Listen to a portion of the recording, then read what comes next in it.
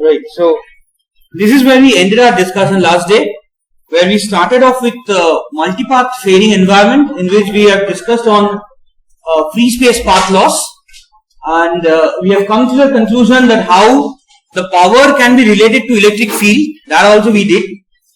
And with respect to that, can anyone cite the major disadvantage of free space modeling? What are the basic disadvantages of a free space model? We already had discussed last day, because based on that only the next half of discussion will come in. One is line of sight, that we have to consider only, it is only applicable to line of sight communication, that's correct. And what is the second one?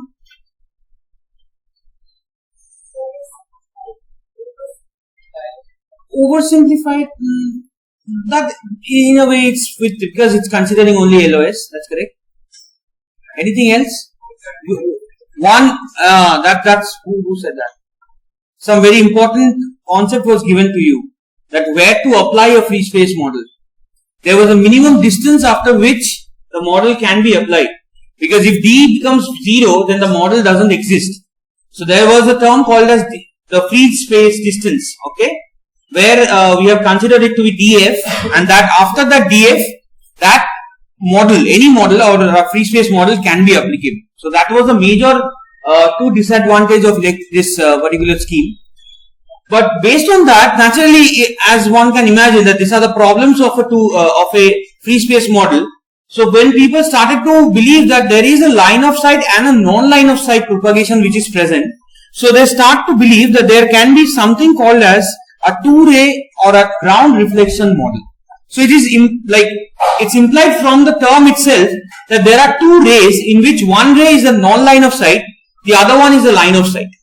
So you were only considering line of sight in the previous case. Now you are considering both line of sight as well as non-line of sight, right?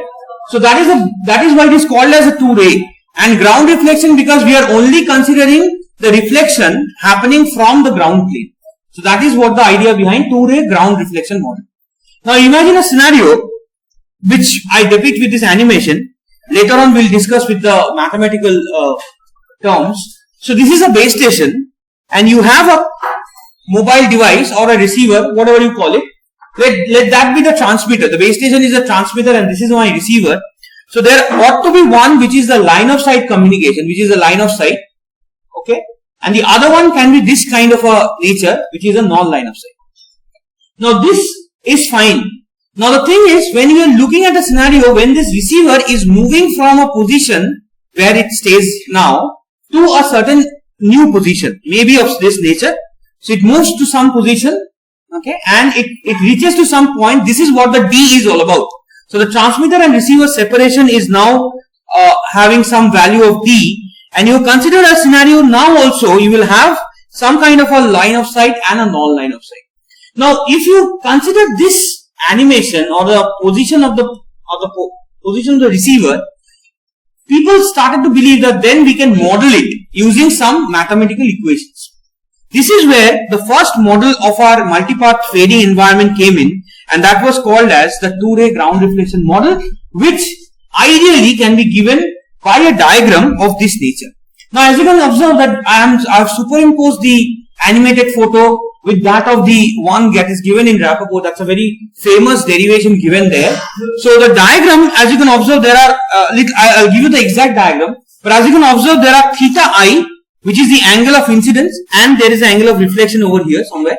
And also you have ELOS. So you are considering the energy which you are considering with respect to a line of sight communication, whereas there is something of a reflected, we have a reflected path over here, which is EI and ER. So as in total, when we are receiving at the end, at the receiver, we have something kind of an L, energy from the line of sight component plus that of the reflected component. So if I consider now only the diagram, okay, if I consider only the diagram for us, so this is the complete diagram of a two-ray model. Now as you can observe, why the two-ray? Because ELOS plus the EG, as you can observe here, this is what the overall structure of reflected path is, and we have a separation distance of D. And also there is option of HT, which is the height of the transmitter and the height of the receiver. Now these are very, very important assumptions which are made in two-ray model with respect to the height of transmitter and receiver with respect to the separation amongst them. Because as we all know that the separation between the transmitter and receiver plays a very important role like it did in free space model. So here also the main condition becomes that D should be sufficiently greater than HT plus HR.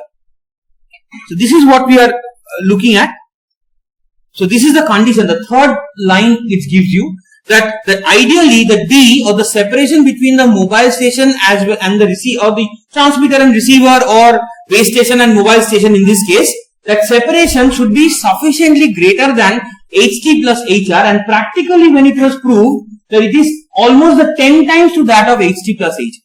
If we can keep the distance or if the distance of separation is almost 10 times to that of that HT plus HR, then it only can be applicable. It is kind of a limitation or an assumption to a model which is quite okay, because when you are designing a system of an abrupt nature, you can actually have some assumptions. So this is the assumption being made.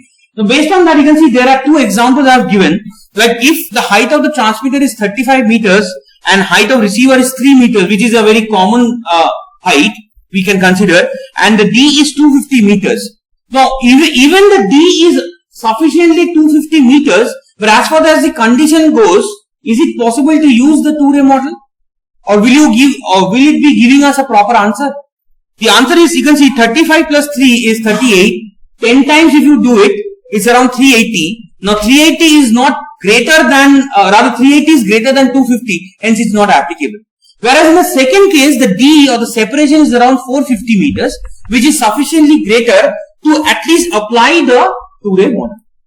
So it is very much the limitation that we had in case of free space modeling. Here also we have some rules or assumptions being made on top of whatever we are doing. So the first thing is clear that in case of how two-ray model simplifies the problems in free space is that we are considering both line of sight and non-line of sight. So the first thing is clear eventually that we are making sure that both the line of sight and non-line of sight are taken care of. So that is one very important observation. Secondly, the distance factor that was there, that also we are assuming to be sufficiently greater, which is pretty much okay. Because when you are measuring with respect to a base station and you are moving from out of the base station, naturally your D will be sufficiently greater to that of the height of the transmitter and the receiver. So that also is a very favorable assumption. Okay, so that is why these two assumptions actually simplifies the problems of free space. That's why two-ray model is being used. But can anyone cite me what are the disadvantages of two-ray model, at least for the time being, even without the derivation and whatever we did? For the time being, by just observing this, what can be the major problem with this? Yes, there is only one line of sight and one non-line of sight component.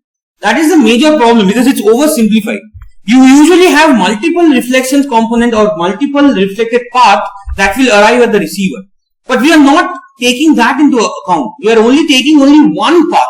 And that is what we call as that this model is oversimplified. Okay? So that's why we need more and more rigorous model in making sure we take the exact measurement of the reflected path or the multipath environment. That's why as we go along, we will introduce newer and newer models which will take care of all these assumptions. This is very premature model but it actually holds true for only one non-line of sight and one line of sight. That is the idea. So based on that, so we move on. You can see this is very important. Please make a note of it. E total, which is at the end when the received signal we are receiving, we are measuring everything with respect to energy. And if you can remember last day when we were discussing, there was an equation that relates energy to power. That was E square by 120 pi multiplied by AE. We did that, okay. So somewhere down the line, we will use the formulas in order to find the E or the electric field, and then we will just use the formula to relate it with respect to power. That is the idea. Okay? So this is what the idea is. So E LOS plus EG, where HT and H are also the absolute heights given in the diagram. Now you can see here also another observation given.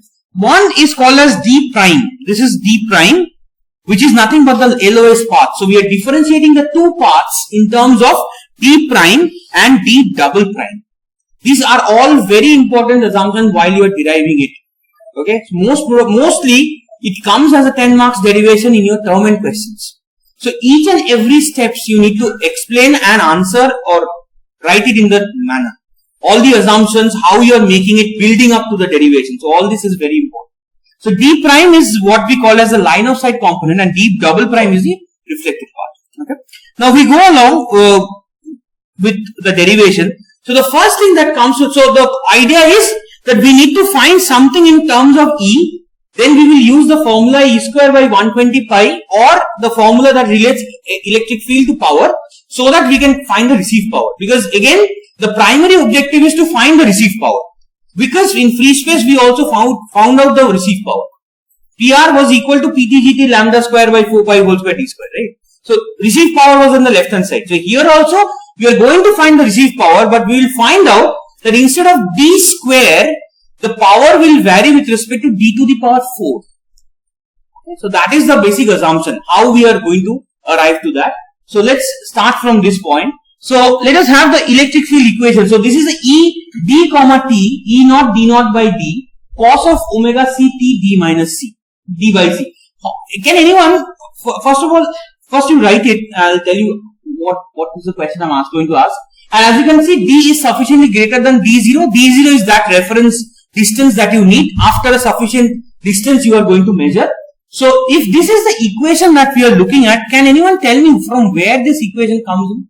Because this derivation, even given in Rappaport, will have steps which won't be explained properly. Okay, so please note down the anecdotes in wherever I'm telling you, because there it will be mentioned like you are assumed that you are already knowing this equation. So where have you observed this equation anywhere before? Have you observed this equation anywhere? You have actually. I don't know whether you attempted the question, but you have actually done it. Can anyone? Is it pretty similar to this equation, or can anyone just identify the equation for me? E z comma t E naught e to the power minus alpha z cos of omega t minus beta z with a z a z vector. Waves equation. Yes, it's a waves equation in that when we have x and h and e component, we have the other way around, as the wave will propagate in the other vertical direction. So that is what the idea is. Here E z comma t, you now relate it to E d comma t. It's basically the direction in which the wave propagates. So that is what the electric field direction is given over here.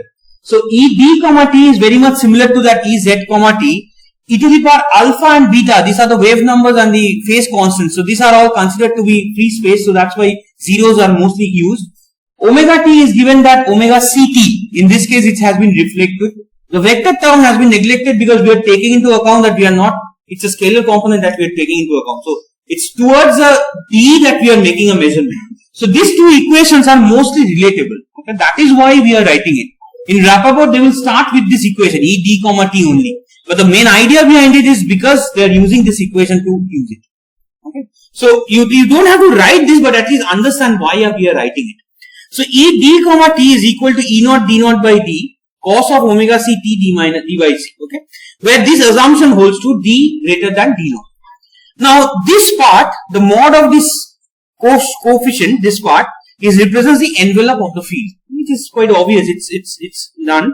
D prime and D double prime, this all again, as I told you, the direct and the indirect path. Now based on this, we will go along. Now we see why D prime and D double primes are important. Now you can see the same equation has been rewritten with respect to D prime and D double prime. Okay. So E loss, now we are referring to this as E LOS as D single prime. So this is what we are trying to find out. Because ideally if we have an addition somewhere over here, this will give us the total energy. So E LOS D prime T is given by E naught D naught D prime cos of, here we have a changes D prime C. Okay. Similarly D double prime will have a double prime somewhere over here. So that is what we did. Now here, can anyone identify this one, capital gamma? This is a reflection coefficient because this is a reflected path. Since we are considering this as a reflected path, the reflection coefficient comes over here. Okay. Now this reflection coefficient can also be considered to be -1. Why? Because when we are having a grazing incident angle, I guess these are all familiar. If you are mostly if you relate the term that this is theta I. So theta I being very small, so that means that the separation between the transmitter and receiver is sufficiently higher. If this is sufficiently higher only, the receiver it is somewhere over here, then only your transmitted, the reflected path will have an angle which will be much lesser. So grazing angle. So if it is grazing angle, this gamma will be -1. Again, a term which only be given in Rappaport as -1 without any explanation. So this is the reason why it is -1. So you have this is, you can see some people will write gamma over here as well, but this is a line of sight path. It doesn't have any reflection part. So that's why the gamma is not present. But here, since it's a reflected part, you have a capital gamma over here, which happens to be -1. If this is -1, we add both these two. So let's see what happens. You don't need this equation, okay? The sine theta I and all. This is a equation for reflection coefficient. It's not needed. It's just that I wanted to give you.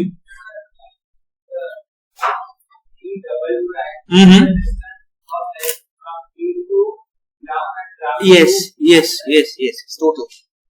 Correct. So if I add both of them, so the second equation based on that E total, we just add vector the magnitude of it, and you can consider E naught D naught by D double prime, single prime, cos omega C T D prime by C plus with a minus. Now this minus is what I explained. This minus comes in because of the reflection coefficient. Now in Rappaport it will be given as -1, but this is why it is -1. That's what I told you as the grazing angle. Okay. So this is -1 and this is the overall expression that we are looking at. Now we need to solve this. Okay, this second equation in order to find E total so that we can relate it with the power. That is the idea. Now in order to achieve that, we will take some few assumptions again, and the first of the assumption is something called as the deviation or the phase angle or the path delay or the path difference, whatever you call it, and that is given by D double prime minus D prime. Very important step. This step is very important because this will hold lots of information at some time. So this is what we call as path delay. This is called as path delay. In that we are trying to find out what is the path delay between the reflected and the non-reflected path. Can anyone just deduce this or from the diagram, because the diagram is a mirror image. We are making sure that the diagram has a mirror image over here. This diagram also you need to include when you are doing the derivation. Because if you are not including this diagram, you cannot really come across this particular equation. Is it fine? So your first half, this half till this point, it was there till the earlier slide. But now to derive this path delay, because of some reason, we'll come to that, we have to make sure that there is a mirror imaging of the whole diagram. And based on that, when we are trying to deriving it, can you find out why we have written over this? So let's see, D double prime. Okay. So D double prime is the path over here. Okay. Which is nothing but the path which is coming from T to maybe a B. I mentioned this as B. So if I consider this point as A, so your TAB, if you look at the particular triangle of TAB. So your D double prime is nothing but HT plus HR, because this is nothing but HR. This is nothing but HR. So HT plus HR whole square plus D whole square. Okay. So that's why you are getting this HT plus HR whole square plus D square. Whereas, can you identify this one? HT minus HR, where is it? This is my D prime. So if you consider this to be maybe a point as C, so you consider the point T, the triangle TCR. Let's see TCR, triangle TCR. In that, this part is HT minus HR, this part, this small part, HT minus HR, because this is total HT. You have seen this is a dotted line we have mentioned. So this part is still HR. So HT minus HR is given by this small part, and again we have a D over here. So this is again D. So HT minus HR whole square plus D square. So this is why we have mentioned this as HT minus HR whole square D square. Is it fine? Why we are writing this? This path delay is important because we want to know the path delay that is associated with the reflected and the non-reflected path. Because naturally this path delay will include, or because of this path delay, there will be a phase delay.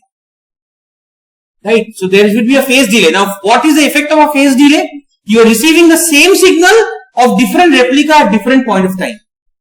So that is naturally a phase delay will include a time delay as well. So all this delay part will come because of this path delay that is happening.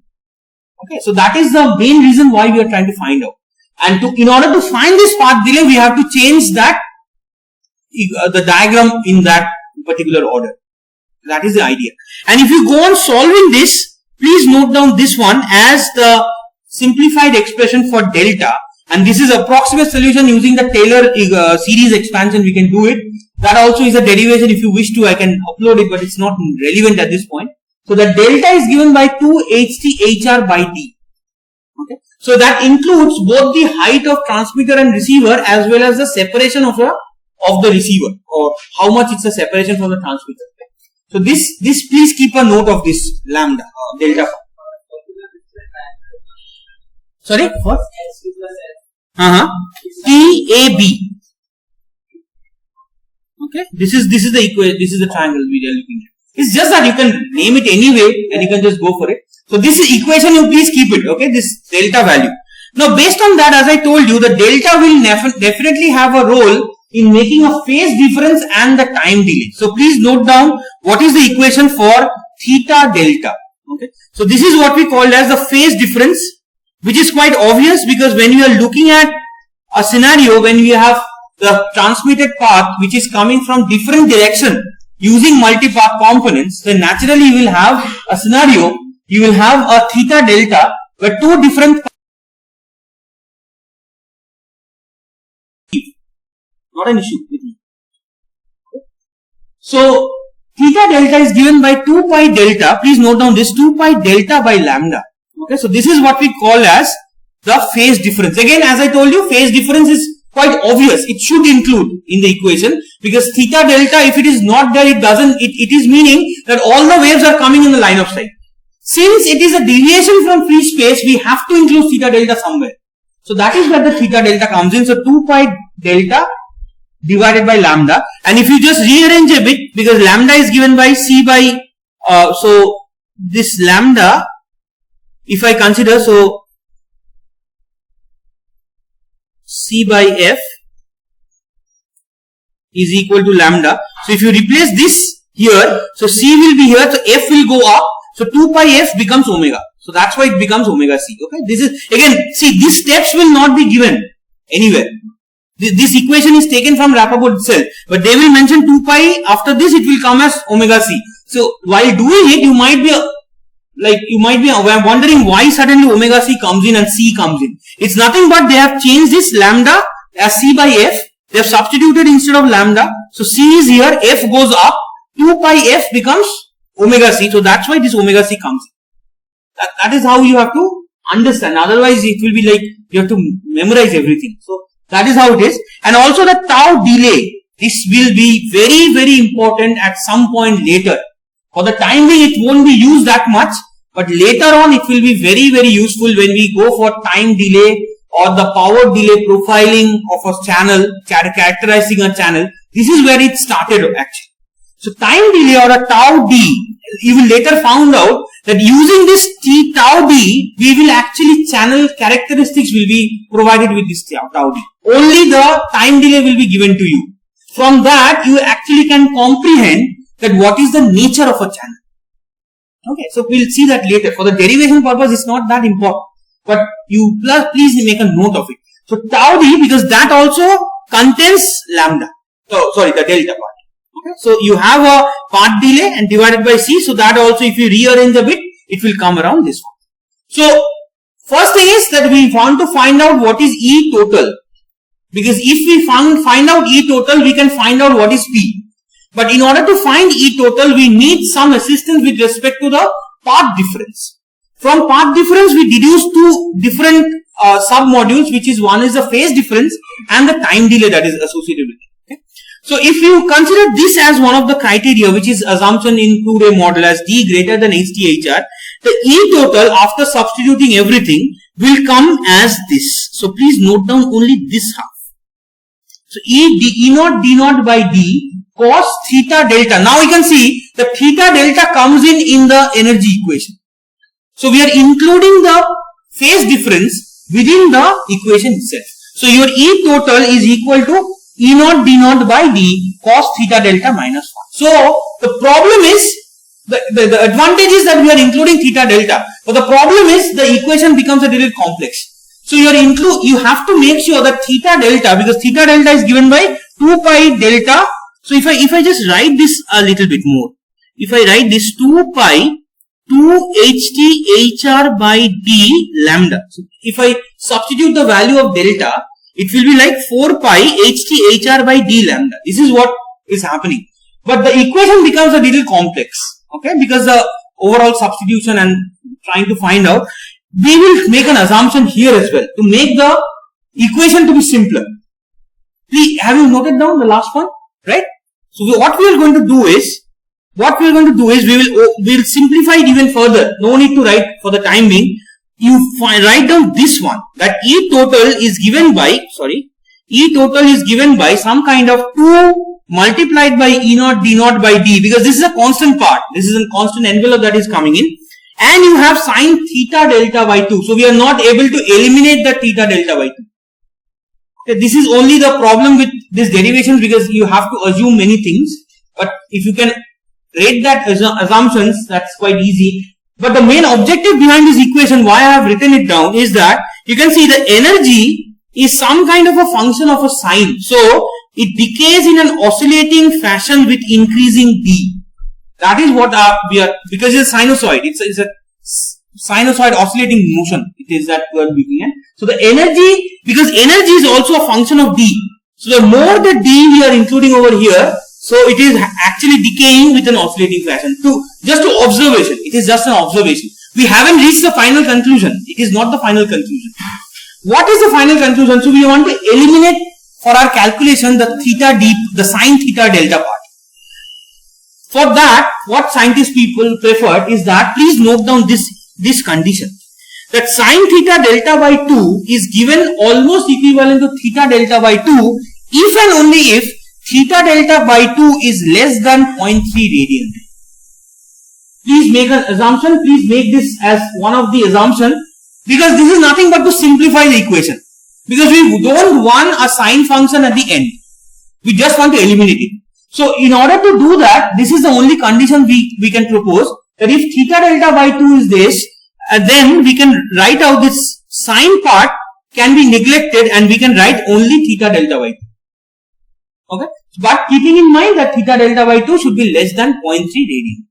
This is an assumption based on the mobile telephony, okay, or the derivation and to simplify the derivation. So if that is given to us, and this is the condition again, so we can find out that D, we can find an expression on D. So please note down this as well. This is the condition for D. So the separation between the transmitter and receiver should be sufficiently greater than HT and HR, that we already had done. But now using derivation we are coming that D should be greater than at least 20 HT HR by lambda. So this is the exact solution that almost we are reaching, that by HT HR they are constant, lambda is also constant because we are making C by F.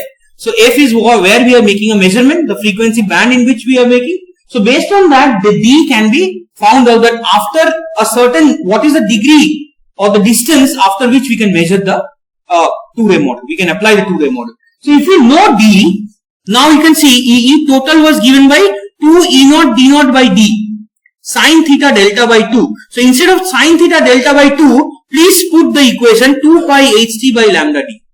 Please put it. I'll tell you what to do after this. So 2 E naught D naught by D. This part is already there as a constant. You can see here. Now sine theta delta by 2 can be approximated to theta delta by 2. So theta delta by 2 is nothing but 2 pi HT HR by lambda D. So that comes over here. So this becomes almost 4 pi E naught D naught HT HR by lambda D square. So except for D square, everything if we consider as K, which is all constant. So we are looking at E total, which is relating to some constant K by D square. Right? So this is where we are reaching. And you can see the unit also, volts per meter. Now, this is the equation for E total. Can you substitute in E square by 120 pi multiplied by AE in that equation to relate E field to power? Can you, because the ultimate goal is to find P of R, which is some function of D. This is what we have to find out. Now you had an equation which states E square by 120 pi whole multiplied by AE, where AE was also the aperture of the antenna, which is again related to the gain of the antenna. Can you have, if you have all the equations, can you just substitute and give me the final PR expression that you are getting? If you have E total as K by D square, or the bigger expression. Yes, that's what. You just substitute. Okay, if you can just substitute in that equation E square by 120 pi multiplied by AE with all the relevant equations and just change the way, because AE was, because what we are trying to do is we want to compare the equation of two-ray with that of the free space. Free space has PRD in the left hand side equals PT GT GR lambda square by 4 pi whole square D square L. Let it be 1. So 4 pi whole square D square. That is the equation. So I want you to express the two-ray model in terms of that as well, where in the left hand side we have PRD and in the right hand side you have to express in terms of PT GT GR and something else. So can you just substitute and tell me the final answer, what you are getting? It's just a, like 1 minute drill, not that difficult. If I think I have it also. So this is what I am looking at. So you have the E total given on top, that's what we have derived. Now you substitute over here, so 4 pi whole square E square HT HR whole square by D to the power 4 multiplied by lambda square multiplied by, now where this comes from? AE. Remember I told you the AE is one of the case that aperture can be related to the gain of the antenna. I told you one numerical also, we solved one. So GR lambda square by 4 pi. So that if you substitute, now you can see this is almost, not exactly, but almost relatable to the two-ray model. In there, in free space we had PT GT GR lambda square by 4 pi whole square D square. Whereas in two-ray model you are getting PT GT GR HT HR whole square divided by D to the power 4. So please note down this final expression as has been marked, because this is where it gets different from that of the free space model. Because in case of free space model, the assumption of line of sight was providing us that D or with distance, the power is varying with respect to square of it. If you neglect everything, PRD was equal to 1 by D square or K by D square. Whereas here, if you take everything to be constant, power is varying with respect to D to the power 4. So basically this is a more exact solution that with distance, how the power is decreasing, or what is the exact nature of power profile when we are making a measurement moving from the transmitter to a receiver. Is it understood why we did it? So the purpose was to form an equation with respect to received power. But in order to do that, we did it with respect to energy or electric field rather. And then we related it with the equation and we tried to find out that what is the difference between a free space and a two-ray model. All this you need to include while you are doing the derivation. Then only you get a 10 marks out of it. Am I clear? Please don't apply for re-evaluation stating, sir, I have written everything in my derivation, but I have got 6 marks out of 10. I'm telling you the solution as well now, because you will be doing it. That's why I'm telling you beforehand itself. I won't be increasing any marks further. This is what I need as a 10 marks derivation. Those who of you should be doing it, you will be getting it. All these steps if you are including. Am I fine? So that is how, and the final expression is nothing but the path loss. If you convert that to dB and you convert that to path loss, you remember we did it for free space as well.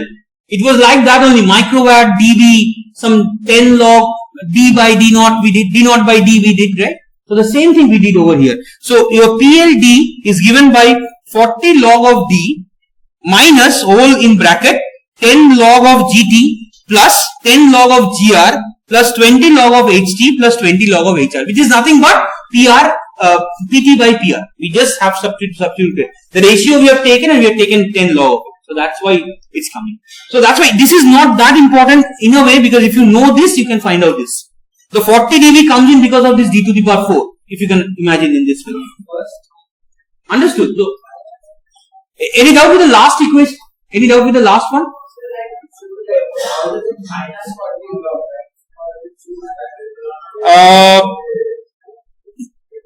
You do it now. PR, if you take PT by GPR, what will it be? D to the power 4 by GT, GR, HT, H square whole square, right? Because power path loss was given by PT by PR. Path loss was given by PT by PR, 10 log of it. So now you take the 10 log, so it will come like this only. Right? So this is what the two-ray model derivation is. This is where the syllabus for CAT 1 is also ends. Okay. So we'll solve, I think, one problem we have. So we'll solve it and we'll finish off on this note. Do we have an equation? So we have a problem given here that a mobile is located 5 kilometers away from a base station and uses a vertical lambda by 4 monopole antenna with a gain of 255 dB to receive the cellular radio signals.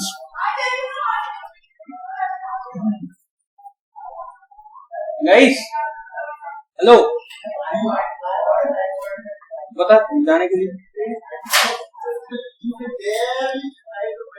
It's too excited actually.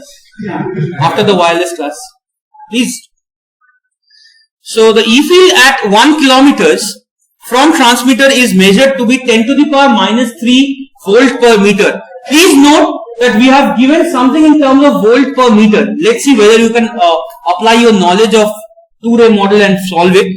The carrier frequency used for the system is 900 megahertz. First, find the length and gain of the receiving antenna. Find the received power of the mobile using two-ray ground reflection model, assuming HT and HR as 50 and 1.5 meters. The first thing to find the length, I'll give it to you, because that I don't think you will be able to do it because you don't have a pre-knowledge of your antennas and all. So that might be a problem, but I'll just give you that later. And your gain, the gain of the receiving antenna is nothing but the gain of 2.55 dB, which is given. So the first thing, you don't have to solve that much. Solve for the second one. First, I'll give you the solution. Find the length and the gain of the length won't be necessarily used at any point.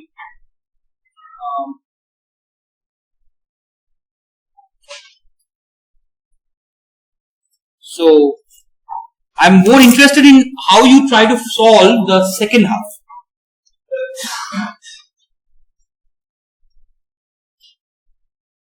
Because the major problem with this particular equation or this particular numerical is, the twist is that if you try to find out the received power of the mobile station using the conventional equation that we got, PT, GT, GR, HT, HR whole square by something as d to the power 4, you have everything. You have everything as except that you don't have a PT. Yes, that's correct. You don't have a PT. That's it. So what is the above equation you can use? 4 by t square square.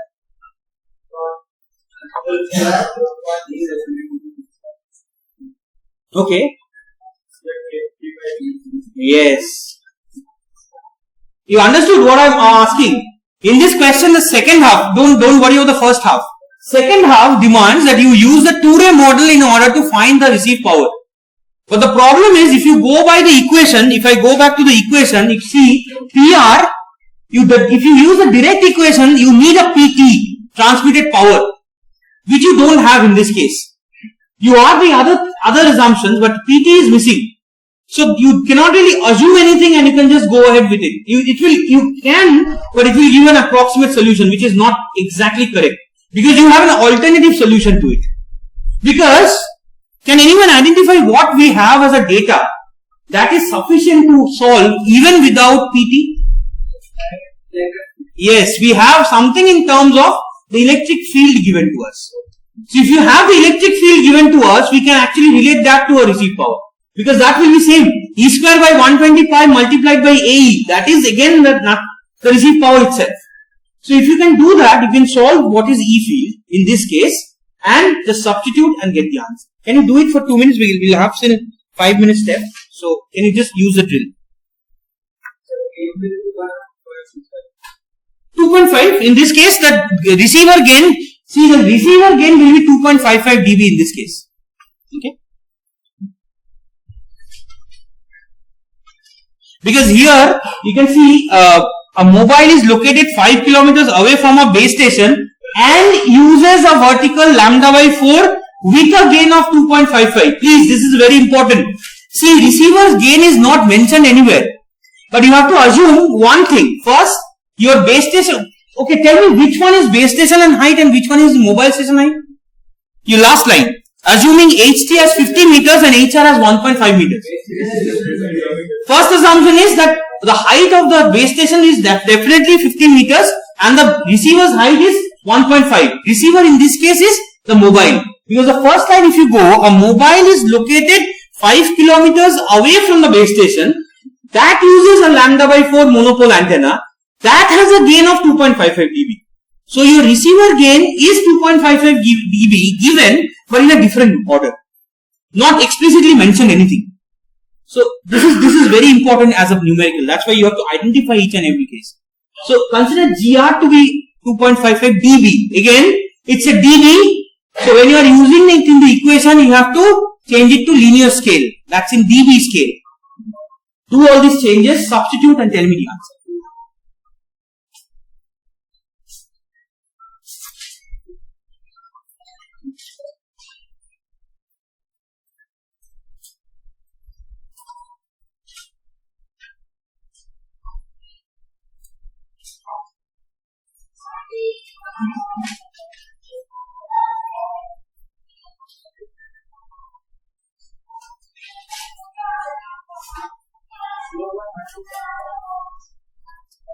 Yeah. 0 point. I think your unit, you tell me what I'm saying.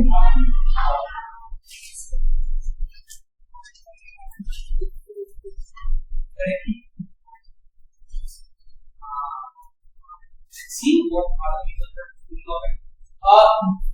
A good question that you asked. The E field at 1 kilometer is transmitter is 10 to the power minus 3 volts per meter. Is it the E field given? Or is it something else which is given? E field is given itself. But is there something you need to change in order to get the exact dimensions? Okay, that's one. But is it, what I'm asking is, give me the equation for ER, what you are getting as an equation. If I write it, energy, or maybe I'll have it here itself, right? So E total, this one, right? So you E total is given by 2 E naught D naught by D multiplied by 2 pi HT HR by lambda D. That's what we did. This is what the idea behind E total. That is what we have written, right? At the top. Now my question is, what he has properly asked is that, is this 1 kilometer and 10 to the power minus 3 volt per meter, which is given over here, is this equal to 10 to the power minus 3? Or is it this one given? That's another identification. That's why I told you to give. This is the reference electric field for you, as he was rightly pointing out. So at D naught, what will be D naught then? 1 kilometers, because in free space also we did that. When we are making a reference distance, it will be very small. So your D naught is nothing but 1 kilometers, which you have to convert naturally. And your, because this is your 5 kilometers. So D is 5 kilometers. E naught is given by 10 to the power minus 3 volt per meter. So in order to find this E total, you need E naught, which is given, D naught, which is given, D is given, the rest of the values are also given. Now you substitute and get the answer, which will be eventually, if you check, will be 113.1 into 10 to the power minus 6 volt per meter. Supposing this is correct with my calculation. Then you substitute to E square by 120 pi. But there also there will be an issue. Can you solve it for AE? Because the equation will be E square by 120 pi multiplied by AE, which also we can write as E square by 120 pi GR by 4 pi. Correct. Is all the information given to you? This E is nothing but this ER. Lambda will get cancelled. Where will it cancel? ER we have already found out, right? 113.1. Lambda value is not given?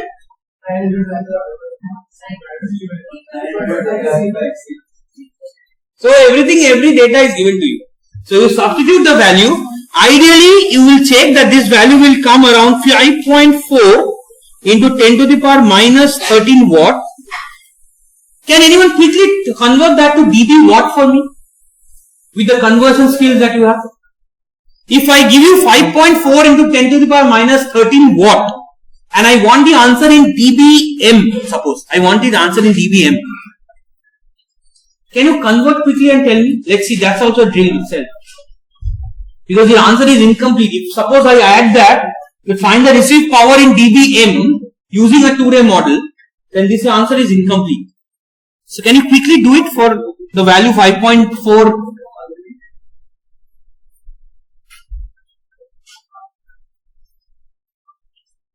What is the process?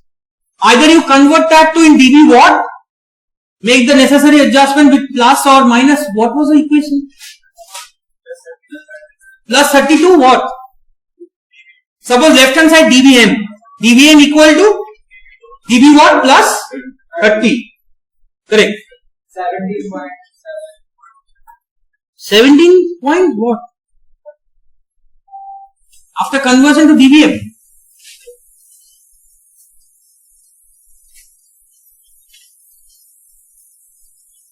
Okay, let's keep it that way. I'll give you the answer, but I'm not entirely convinced whether you understood it. The answer will be minus 92.68 dBm. So naturally, if you can find out in dBm, you can convert that to dB watt also. It's just that I'm making the problem to be complex a little bit, nothing more than that. Do these drills properly. It will be useful for your CADs as well. Okay. So this is a conventional problem using two-ray model as well. In whatever the two-ray model, whatever the problems we decide, all includes, it will be mentioned somewhere. So you have to use the two-ray equations. Okay. So that's it. So this is the syllabus for your CAT. First question. First, First part of the question. that's not relevant at this point. It's not relevant for that matter. Because anyway the gain of the receiving antenna is the 2.55 dB. So that is what I told you, that the gain of receiving antenna is 2.55 dB. Lambda. Lambda is a wavelength. C by F. That's what. Okay.